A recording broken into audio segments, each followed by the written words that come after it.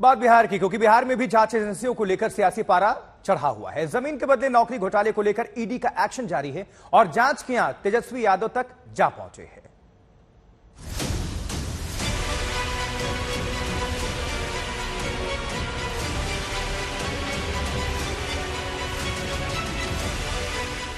जमीन के बदले नौकरी घोटाले का जाल ऐसा कि लालू परिवार का एक एक सदस्य इसकी जद में आ रहा है। लालू और राबड़ी देवी के बाद अब तेजस्वी यादव पर भी जांच एजेंसियों का शिकंजा कसता जा रहा है।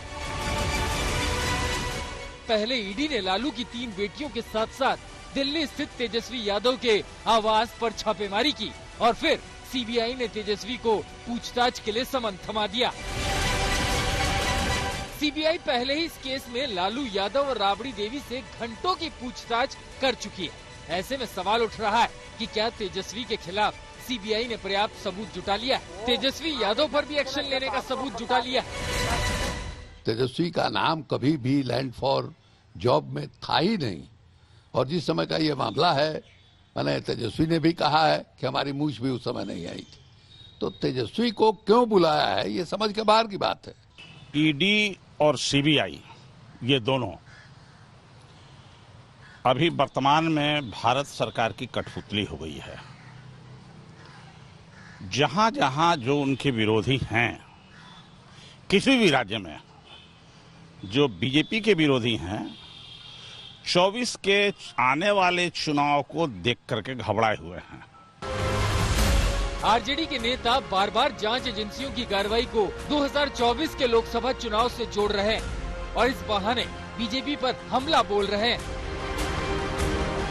लेकिन ईडी सूत्रों की माने तो छापे के वक्त न्यू फ्रेंड्स कॉलोनी के मकान में तेजस्वी यादव की मौजूदगी से लालू परिवार के खिलाफ केस मजबूत बन सकता है। इससे ये साबित करने में मदद मिलेगी कि तेजस्वी घोटाले में शामिल कंपनी की संपत्ति का उपयोग कर रहे थे। ईडी सूत्रों के मुताबिक तेजस्वी का ये घर एके इन्फो सिस्टम प्राइवेट लिमिटेड नाम की कंपनी के नाम पर रजिस्टर्ड है।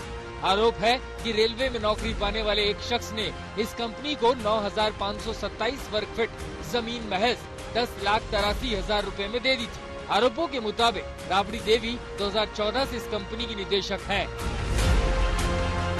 जाहिर है बिहार के डिप्टी सीएम तेजस्वी के खिलाफ अब मुसीबत का पिटारा खुलने वाला है। जांच एजेंसियों के एक्शन के बीच लालू परिवार पर बढ़ती कार्रवाई पर सियासत गरमा रही है।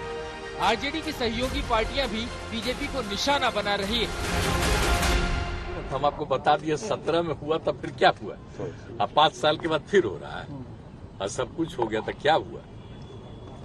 अब है नहीं उस समय हुआ था। केसीआर की बेटी कविता को क्या बोले, एक आदमी का नाम ले लेंगे तो बिना मतलब बेचारे फिर कई चीज बोलते रहेंगे। जहाँ जहाँ भारतीय जनता पार्टी कमजोर है, वहाँ वहाँ विपक्ष के नेताओं पे इस प्रकार से हमले किए जा रहे हैं। तो भारतीय जनता पार्टी की बी टीम अब ईडी, आईटी, सीबीआई, डीआरआई ये सब हो गया। उधर बीजेपी जांच एजेंसियों के दुरुपयोग के आरोप को पूरी तरह से गलत बता रही है। पूरे लालू परिवार के कई सदस्यों को इस घोटाले में घिरा बता रही है। बार अगर मुकदमा दर्ज हो गया और प्रमाण है, सीबीआई ने तो अपनी चार्जशीट के अंदर एक एक प्रमाण दिया है कि किस व्यक्ति को कहाँ नौकरी लगी और कितने कट्ठा जमीन उन्होंने लिखवाई। पटना शहर में 1 लाख स्क्वायर फीट से ज्यादा जमीन इन लोगों ने औने पौने दाम पर लिखवा लिया। अब मैं तो जानना चाहता हूँ ललन जो नीतीश कुमार से, ये हृदयानंद चौधरी कौन है जो रेलवे में राजेंद्र नगर कॉम्प्लेक्स में 4th ग्रेड की एम्प्लॉय थी, जिन्होंने 60 लाख की अपनी जमीन और हेमा यादव और राबड़ी देवी को गिफ्ट कर दिया और बाद में उस जमीन को इन लोगों ने एके इन्फो सिस्टम को बेच दिया। तो यानी तिकड़म का और जालसाजी का जो भी तरीका हो सकता है, उन सारे तरीकों का इस्तेमाल लालू यादव उनके पूरे परिवार ने किया।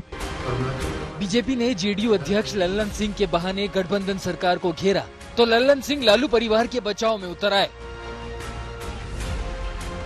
साक्ष्य नहीं भी मिलता है तो साक्ष्य दिखाने के लिए पालतू तोते कुछ भी कर सकते हैं। गाय का सींग भैंस में और भैंस का सींग गाय में जोड़ रहे हैं। अखबार कहता है कि एके इन्फो सिस्टम्स के कारण छापा डाला गया जिसका नौकरी से कोई लेना देना नहीं है।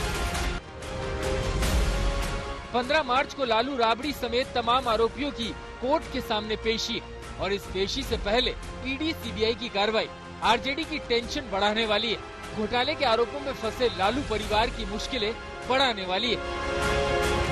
पटना से चंद्रभूषण और रोहित कुमार सिंह के साथ दिल्ली से हिमांशु मिश्रा, आज तक।